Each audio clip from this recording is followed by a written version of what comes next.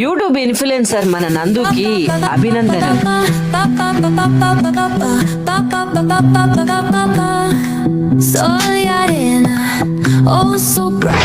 Hi అండి, అందరికీ నమస్కారం. లక్కీ స్టార్ క్రియేషన్స్ యూట్యూబ్ ఛానల్కి స్వాగతం.